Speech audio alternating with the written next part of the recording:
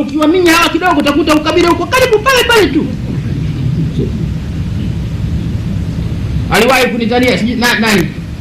Aliwahi kunitania namtatia George kama wamekwenda nilikuwa nimewatuma kwenda Zaire. Sasa wanarudi. Wanasema ndege ikaanza kuruka mara ya kwanza akasema my god, anasema kama my god. Ikaruka zaidi akasema mama yangu wewe. Iliporuka zaidi akasema mawe.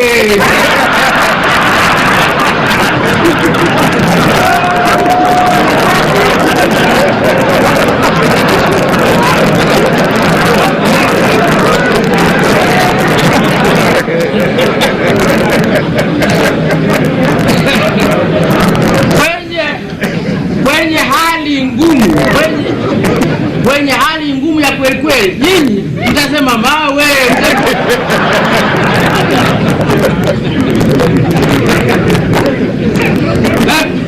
Ukabila bado. Kwa hiyo ukabila lazima uendelee kupiga vita. Hapana kukaa nasema Tanzania hatuna ukabila. Hapana. Watu hawajawa wa Tanzania bado.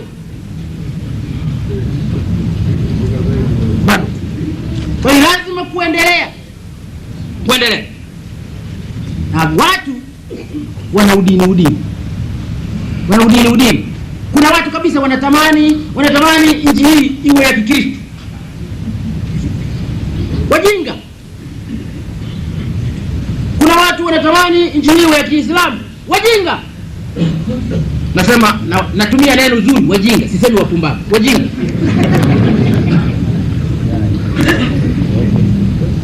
Tunataka rais wetu akiwa Mkristo ajue hatumchagui kwa sababu ya Ukristo wake. Akuwa ni Muislamu ajue hamtumchagui kwa sababu ya Muislamu wake. Hatumchagui awe rais wa Wakristo wala hatumchagui awe rais wa Uislamu. Na tunataka hilo alijue na alikubali kwa dhati na alisimamie. Kwa sababu ni kiongozi wetu.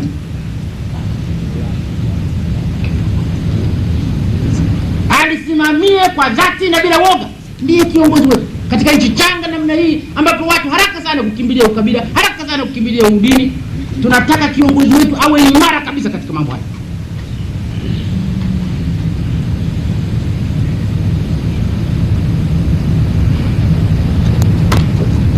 Sasa ningekuwa na nafasi ya kutosha ningezungumza tunayo matatizo ya uchumi, tunayo matatizo ya huduma za jamii na kadhalika. Sizungumzio. Nitaacha kiporo. Kwa hiyo narudi pale nilipotoka. Mengine mkitaka nitadina katika maswali na majibu. Kwa hiyo nasema ningependa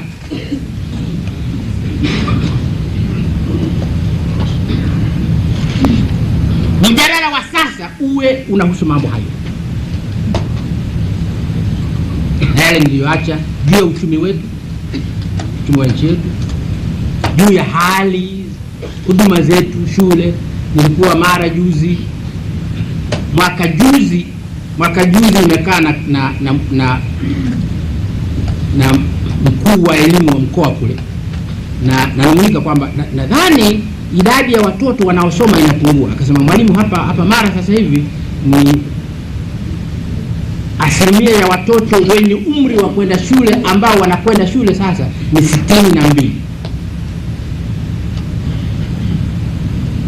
Mwaka jana kwenye Christmas na kwenda, amenikaribisha mkuu wa mkoa Joseph Tiko, amenikaribisha kwenye karamu, kwenye shughuli ya mkoa pale. Anaeleza katika hotuba yake, anasema hii imeanguka sasa ni 40 na kitu. Ni 40 na kitu. Tulifika mahala nadhani katika Afrika nzima tulikuwa literacy ni wa kwanza. 91% literate. Katika hali hiyo sasa tumeanza kurudi. Tunarudi kule tulikotoka. mtakuwa na maendeleo ya watu hata kusoma na kuandika hawajui na mtu hajali. Sasa yako hayo. Juzi nilikuwa nyumbani pale, kitoto kimoja kibeti kina bahati mbaya maskini kinaumwa kifafa, kinaanguka kifafa. Kiko nyumbani kwangu pale. Kina kitoto chake hivi. Kimeingiwa na kifafa, kipo karibu na ukuta hivi, kimejigonga ukutani, kimeumizwa sana. Alikuwepo mtu amewahi kale katoto amekachukua. Ni binti, watu wako pale wamekachukua, wamekapeleka hospitali. Kama pokelewa, hakutibiwa. Alikuwa hana fedha. Alikuwa hana fedha. Masikini kabisa. Alikuwa hana fedha. Mpaka dogo kake kakakimbia kwangu, akaja akasema tumekwishampeleka lakini hakutibiwa. Wanampokea lakini hakutibiwa. Amepasuka hapa. Sasa yako hayo, nasema yako hayo mengi ya kuzungumza, lakini there's always the next time. There's always the next time.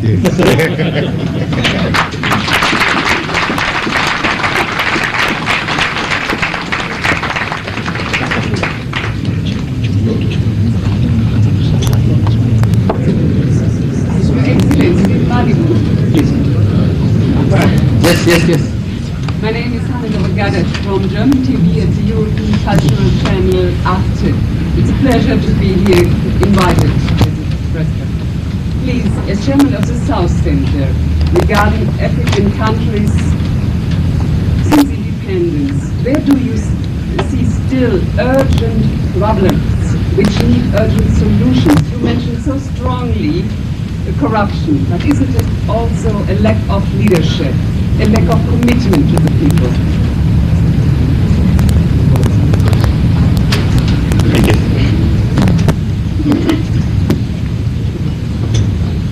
Yes, that is true. And really that's what we have to address. There is no way in which we can begin to deal with the problems of Africa without leadership and without commitment. People give the example of the development of the Asian countries. If you go to Asia, one thing which strikes you is the commitment of the state to development. There is a tremendous commitment by the state to development. They are not uncorrupt. But I heard a story that there is a difference between corruption in Asia and corruption in Africa.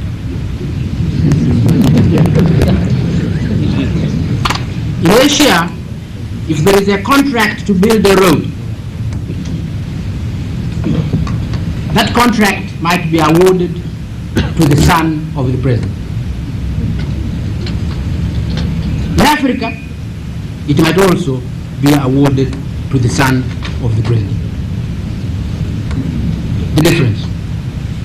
In Asia, the road will be built.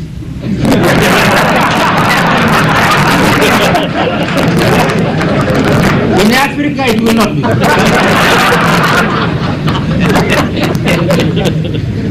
So, it's true. Commitment is the model, and you have to have a commitment to development. You see it in Japan. It is that commitment of the government of Japan to development. Even now, they're a developed country, but there is a tremendous commitment by the state.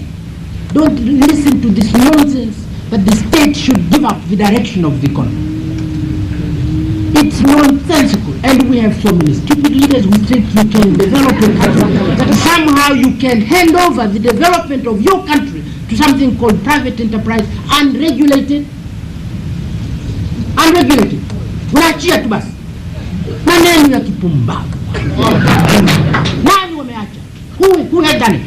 The Japanese have not done it, the British have not done it, the Germans have not done it. They will be meeting in Halifax in June. They'll be meeting in Halifax. What for? To drink tea? What do you think they're going to meet to do in Halifax? The big seven are going to meet in Halifax to do what? To discuss how to control the economy. It's not a meeting of bankers, it's a meeting of presidents and prime ministers on the economy. And this ignorant people in Africa are being deceived, don't leave it to the private sector. Where is the private sector? Where is the private sector in Tanzania to which you are going to leave this development of the economy? Where is it? It needs nothing. It needs nothing before you can have it. Is it? So you nurse it. This is what the Asian countries have done.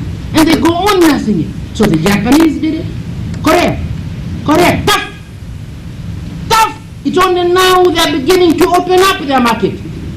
How do you open up your market to big competitors when you have no power to compete with big competitors?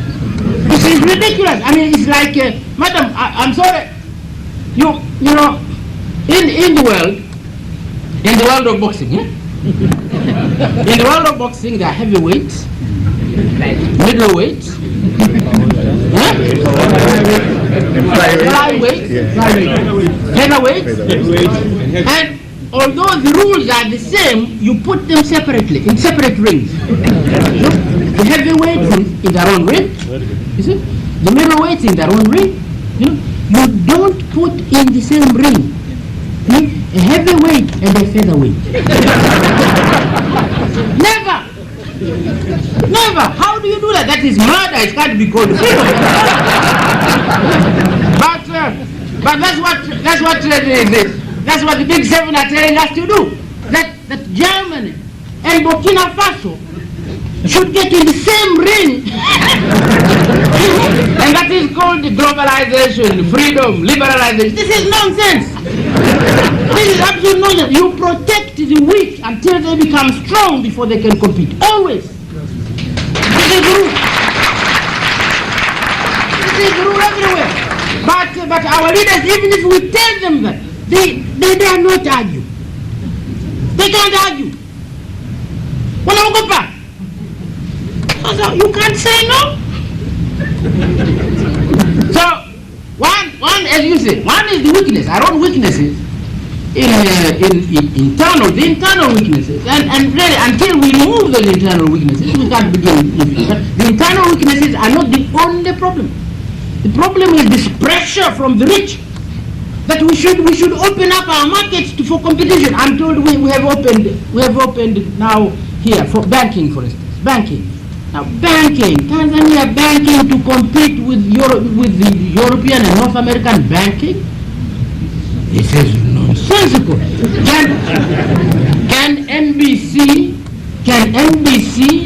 NBC free to open a branch in New York? Can NBC really open a branch in New York?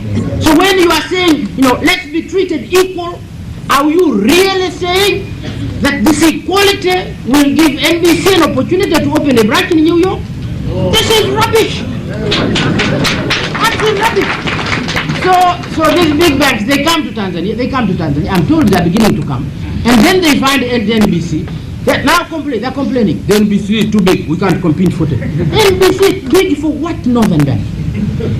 Kabenki gani ka NBC? Nasikia wananung'unika. Wanasema hii bank sasa lazima mtupe ruksa tununue matawi yake. Na inawezekana watu wetu wakubali.